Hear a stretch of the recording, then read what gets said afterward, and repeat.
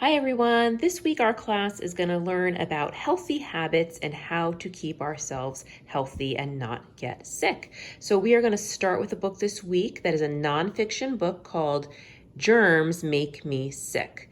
And you can see this girl, achoo! I'm thinking it's a sneeze, maybe it's a sneeze and a cough, and already I bet you guys know what she did wrong. We talk about this in class all the time. What should she have done?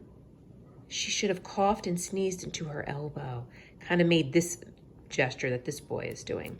So we're going to learn about how germs make us sick. It's written by Melvin Berger and illustrated by Marilyn Hafner. So here we go. Here's our title page, Germs Make Me Sick. Oh, the girl's helping out this boy who doesn't seem like he's feeling so well. Germs make me sick. Here's a kid in bed trying to rest. And there are germs all about. Let's learn about what we can do to avoid those guys.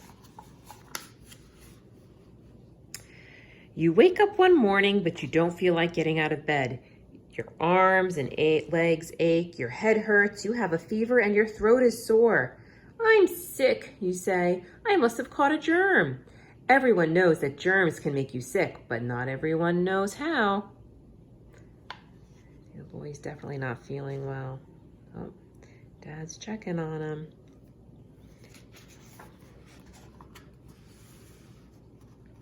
Germs are tiny living things. They are far too small to see with your eyes alone. In fact, a line of 1,000 germs could fit across the top of a pencil. There are many different kinds of germs, but the two that usually make you sick are bacteria and viruses. Under a microscope, some bacteria look like little round balls. Others are as straight as rods, and still others are twisted in spiral shapes. Viruses are even tinier than bacteria. Some look like balls with spikes sticking out on all sides.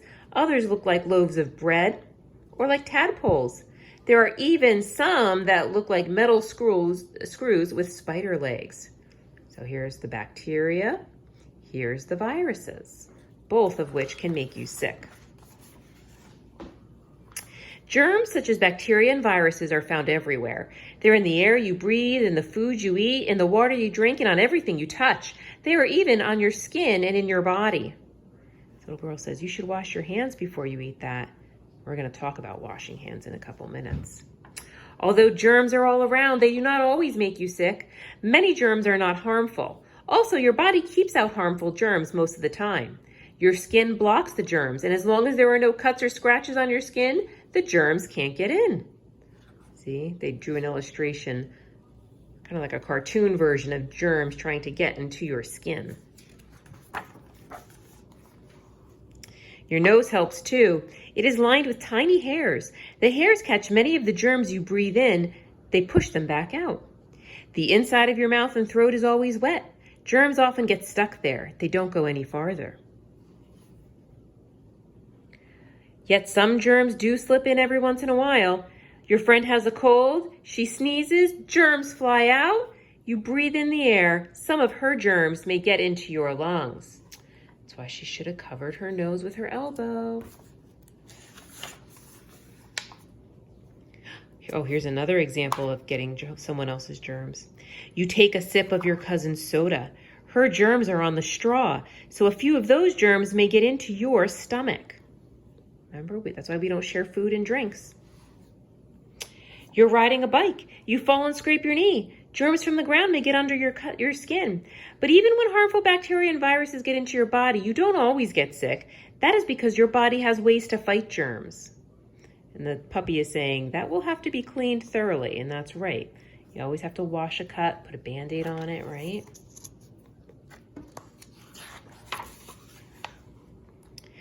The white cells in your blood go after any germs that sneak in. Usually, these cells kill the germs before they can do any harm.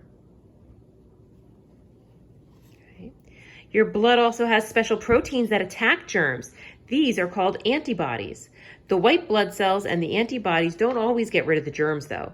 Some germs may stay in the body and make you sick. We don't like when that happens, but it definitely happens. What if the germs in your body are bacteria? They quickly start to multiply. Each one becomes 2 new bacteria, then they become 4, and so on and so on. In a few hours, there may be millions of bacteria in your body. Oh, here's a little girl at the school nurse. The bacteria give off waste products. Some of these wastes are poisons. The poisons can damage or kill the cells that make up your body. When enough cells are harmed, you feel sick. And the nurse, she looks a little like Nurse Jenny. Yes, Mrs. Smith, I'm afraid Jeannie isn't feeling very well.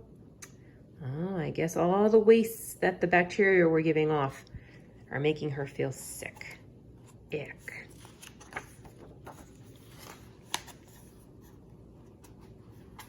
There we go.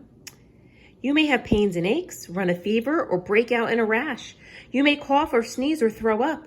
These signs tell you that cells are being damaged or killed in your body. Oh, here's a boy with spots all over him. Some bacteria give off poisons that stay close to the bacteria. Bacteria in your mouth are like that. Their poison attacks only your teeth and causes cavities. It does not go to other places in your body. See? Earaches and boils on the skin can also be caused by bacteria whose poisons stay in one place. Oh, look at this. Is like if you could peek inside your body, you could see all the veins and arteries and stuff. Other bacteria give off poisons that move around the body. One kind of bacteria lives in the lungs, but it gives off poisons that are carried around in the blood. The bacteria may give you a headache or a sore stomach. See, that's how it travels.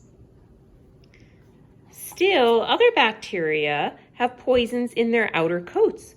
When they touch different cells, their poisons hurt or destroy them. And as the cells die, you start to feel sick. See? Looks like he probably started off the day feeling okay, but as more and more of the poisons attack his cells inside, he starts to feel sicker and sicker. What if viruses get into your body? Viruses are different from bacteria. They don't give off poisons. Each virus forces its way into a body cell. It disappears inside. For a while, nothing seems to be happening. Then suddenly the viruses break out of the cell. Hundreds of new viruses tumble out. Each virus finds another cell and digs its way in. Then these cells pop open and more viruses pour out.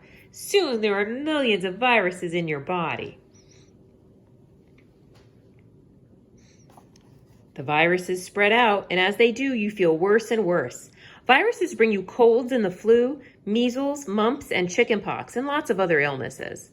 Though bacteria and viruses can make you sick, you usually begin to feel better after a day or two. Your body has beaten back the germs.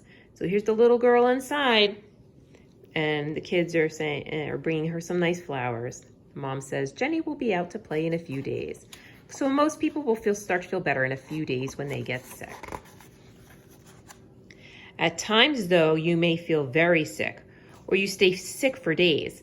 Then you should see a doctor. Doctors try to find out which germs are making you sick. What hurts, they ask. Let's take a look. Perhaps they swab your throat with cotton. Then they send the cotton with the germs on it to a lab. Or they may take a few drops of blood from your fingertip or arm. That also goes to a lab to be tested.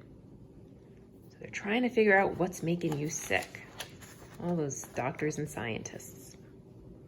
Your doctor gets a report from the lab. It tells whether the germs are bacteria or viruses. If bacteria are making you sick, the doctor usually prescribes some drugs. The drug will either kill the bacteria or stop them from growing.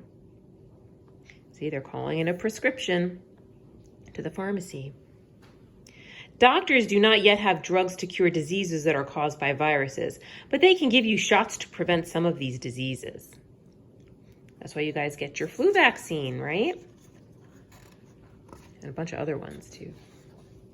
If you do get sick with a virus, the doctor may give you some medicine anyway. It won't cure you, but it might help you feel better or protect you against bacteria that might make you even sicker.